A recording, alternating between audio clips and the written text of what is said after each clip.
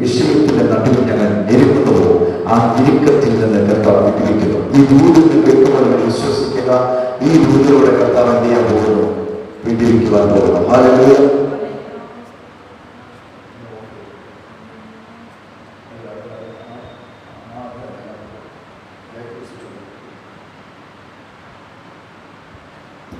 ഞെരുക്കുന്നത് കർത്താവ്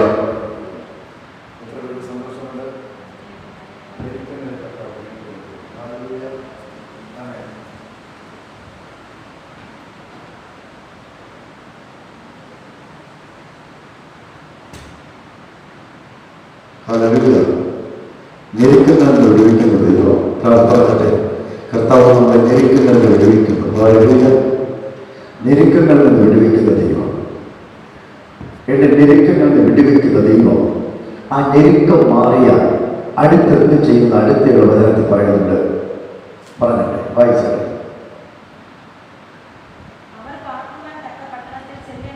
നിങ്ങൾ ഓർത്തോളാം. അതിന്റെ തൊട്ടുമുതൽ വചനത്തിൽ പറയുന്നു. 4-ാമത്തെ വചനത്തിൽ പറഞ്ഞിട്ട് അവൻ മരുഭൂമിയിൽ ജനസഞ്ചാരമില്ലാത്ത വഴിയിൽ, നിങ്ങൾ ഓർക്കണം, ജനസഞ്ചാരമില്ലാത്ത വഴിയിൽ എങ്ങനെ നടന്നു?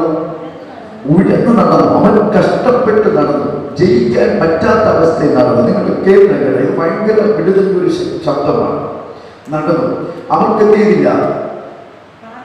പാർക്കുവാൻ ഒരു പട്ടണം അവർ കണ്ടെത്തിയില്ല. തീർന്നില്ല. അടുത്ത് അവർ വിശന്നും ദാഹിച്ചുമിരുന്നു.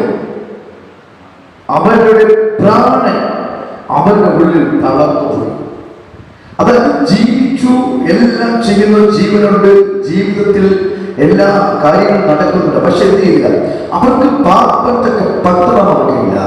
അവർ ജീവിതത്തിൽ അവരെന്ത് ചെയ്യുന്നു? ഉഴന്ന് നടക്കുക. ഉഴന്ന് നടക്കുന്നത് എവിടെ നടക്കുന്നത്? നല്ല സ്ഥലത്താണോ? നല്ല സ്ഥലത്താണോ? അല്ല കേട്ടോ. അവർ ഉഴന്ന് നടക്കുന്നത് മരുഭൂമിക്കകത്താണ്. അതിനർത്ഥം ഒന്നുമില്ലാത്ത, ഒരു പച്ചപ്പുമില്ലാത്ത, ഒരു അനുഗ്രഹമില്ലാത്ത, ഒരു ദൈവപ്രവൃത്തി ഇല്ലാത്ത, ഒരു സാഹചര്യമില്ലാത്ത മരുഭൂമിക്കകത്ത് അവിടുന്ന് അവർ വീണ്ടും ഉഴന്ന് നടക്കുക.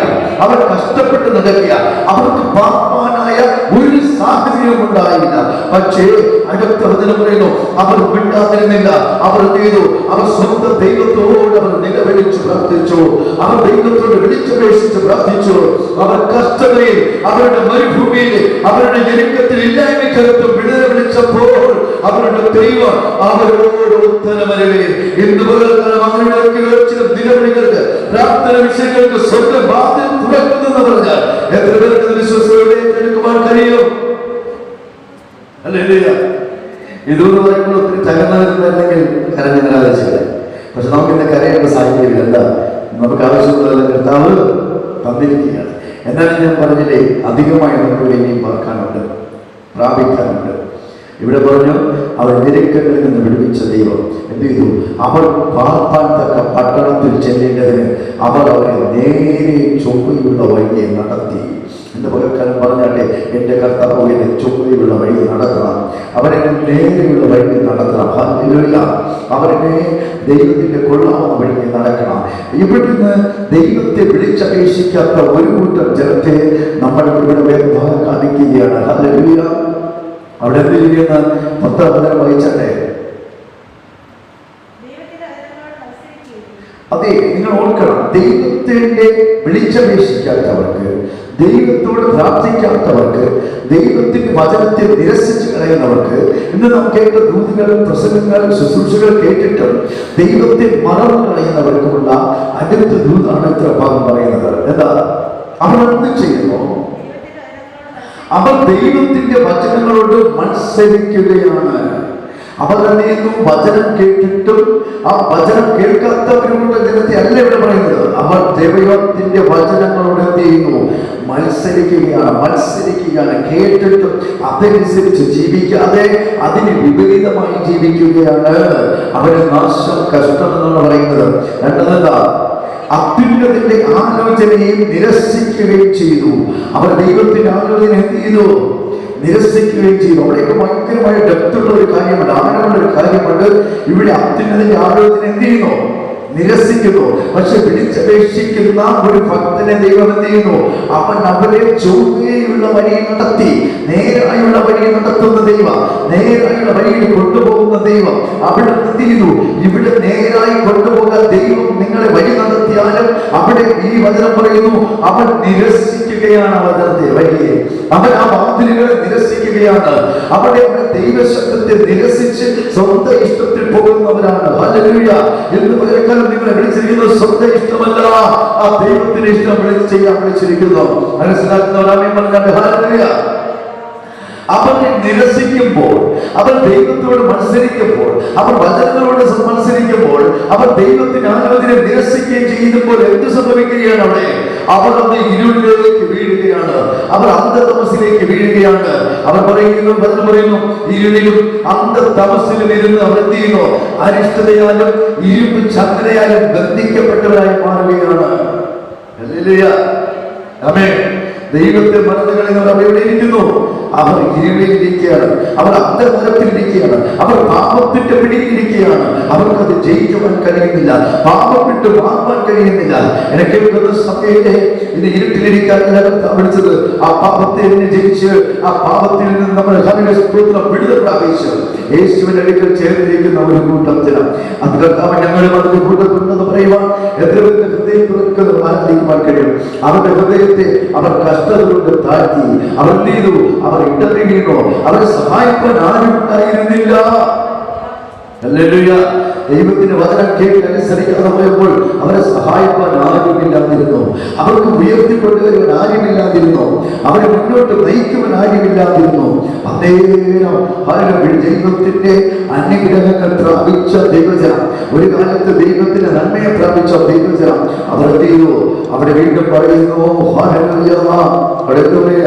അവന്റെ യഹോവയോട് തങ്ങളുടെ കഷ്ടതയിൽ നിലവിളിച്ചു. 13 വീണ്ടും റിപ്പീറ്റ് ചെയ്ത് പറയുക, അവർ തങ്ങളുടെ കഷ്ടതയിൽ യഹോവയോട് നിലവിളിച്ചു. അവൻ അവരുടെ ഞെരുക്കങ്ങളിൽ നിന്ന് അവർ എന്ത് ചെയ്തു? രക്ഷിച്ചു. അവൻ അവരെ ഇരുട്ടിൽ നിന്നും അന്ധതമസിൽ നിന്നും പുറപ്പെടുവിച്ചു. അവരുടെ ബന്ധനങ്ങളെ അറുത്ത് കളഞ്ഞു. ഹല്ലേലൂയ. സന്തോഷമുള്ള നന്ദി പറഞ്ഞാട്ടെ. ഇത് പറയുമ്പോൾ ചില കഷ്ടങ്ങൾ മാറി കേട്ടോ, ചില ശാപങ്ങൾ മാറുകയാണ്. ഹല്ലേലൂയ പറഞ്ഞാട്ടെ. വലിയൊരു ദൈവസാന്നിധ്യത്തിൽ വ്യാപരിക്കുന്നുണ്ട്. ഹല്ലേലൂയ.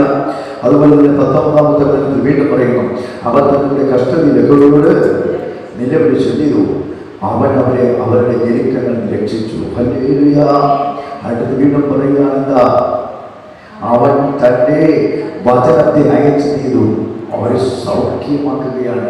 ചൊവ്വയുള്ള വഴി നടത്തുന്ന ദൈവം, നീതിയുള്ള അനുഗ്രഹം തരുന്ന ദൈവം, ഇവിടെ വചനം അയച്ചു ചെയ്യുന്നു, സൗഖ്യം തരുന്ന ദൈവം.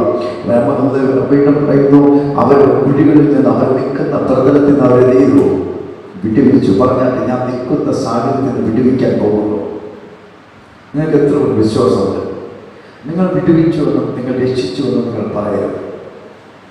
അതൊരു പൂർണ്ണതയായിരുന്നു. എന്നെ ഇനിയും വിടുവിക്കണേ എന്ന് പ്രാർത്ഥിക്കണം, ഇനിയും വിടുവിക്കുമെന്ന് പ്രാർത്ഥിക്കണം. ഹല്ലേലൂയ പറഞ്ഞാൽ ആമേൻ. ജീവിതമെല്ലാം സെറ്റിലായവർ വിജയിച്ചു എന്ന് പറഞ്ഞാൽ ശരിയാണ്, ശരിയാണ്. എന്നാൽ അക്രൈസ്തവർ എന്നേ രക്ഷയിലേക്ക് രക്ഷപ്പെട്ടു പറയും, ജാതികളായിരിക്കുന്നവർ എന്നേ രക്ഷപ്പെട്ടു. അപ്പം നമ്മൾ അതുകൊണ്ടല്ല, ഇന്നും ഏതൊക്കെ അവസ്ഥിച്ചിരുന്നു കുഴി നിൽക്കുന്ന തോന്നുന്നുണ്ടെങ്കിൽ ആ സർവശക്തനായ ദൈവം നമ്മെ തൊടാൻ പോകുന്നു. ഹല്ലേലൂയ. എത്ര പേർക്ക് സന്തോഷത്തോടെ ഏറ്റെടുക്കാൻ കഴിയും? പറഞ്ഞാട്ടെ, ഞാൻ യഹോവയോട് നിലവിളിച്ചു, എൻ്റെ കഷ്ടതയിൽ കർത്താവ് എന്നെ ഞെരുക്കത്തിൽ നിന്ന് വിടുവിക്കാൻ പോകുന്നു. എത്ര പേർക്ക് സ്തുതിക്കാൻ പറ്റും? എല്ലാ ഹൃദയങ്ങളും തുറക്കട്ടെ, എല്ലാ ഹൃദയങ്ങളും തുറന്ന് കർത്താവിനോട് സംസാരിക്കട്ടെ.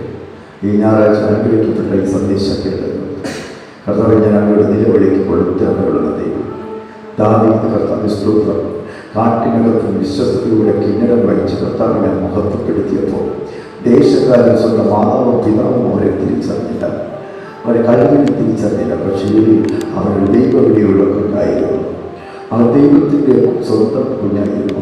അതുകൊണ്ട് ദാവീദിനെ തിരഞ്ഞെടുത്ത ദൈവം ഇന്ന് പറയുന്ന ദൈവത്തിനുള്ള സംഗീതത്തിൽ കെട്ടതുപോലെ യഹോവയുടെ ഇടയനായിരിക്കുമ്പോൾ കഷ്ടത്തിൽ വിളിച്ചപേക്ഷിച്ച് എനിക്ക് ഉത്തരവരുണ്ട്, ദൈവമുണ്ടെന്ന് പറയുവാൻ കഴിയും.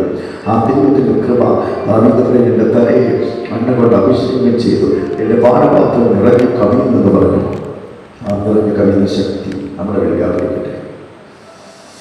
ഈ ലോകമാക്ഷേപം ചൊല്ലിയാലും ദുഷ്ടപരിഹാസം ഓതിയാലും, ഈ ലോകമാക്ഷേപം ചൊല്ലിയാലും ദുഷ്ടപരിഹാസം ഓതിയാലും, പ്രാണനാഥൻ പോയതായ പാരമതി, പ്രാണനാഥൻ പോയതായ പാരമതി, യേശുവിൻ പക്ഷമായി തീർന്നതിനാൽ എന്തോരാനന്ദമി ഭൂമിൽ വാസം. പറയാമോ? യേശുവിൻ പക്ഷമായി തീർന്നതിനാൽ എന്തോരാനന്ദമി ഭൂമിൽ വാസം. എത്ര സൗകര്യം നേടിയാൽ, എത്ര സാമ്പത്തികമായ അടുത്തയുണ്ടെങ്കിലും ആ യേശുവിനെ നേടിയതിൽ നഷ്ടമാണ് പേര്. പറയാമോ? ആ യേശുവിനെ നേടിയതിൻ്റെ ജീവിതത്തിൽ ഏറ്റവും വലിയ അനുഗ്രഹം. ആ യേശുവിനെ വിളിക്കാൻ വേണ്ടിയ പദവി എൻ്റെ ജീവിതത്തിൽ ഏറ്റവും വലിയ അനുഗ്രഹമാണ്. ആ യേശുവിനെ അറിഞ്ഞതിൻ്റെ ജീവിതത്തിൽ വലിയൊരു വെളിച്ചമാണ്. ആ ജീവനെ നായകൻ ഒന്നുകൂടെ ഹൃദയം തിരിച്ചെടുത്ത് വെക്കാൻ കഴിയും.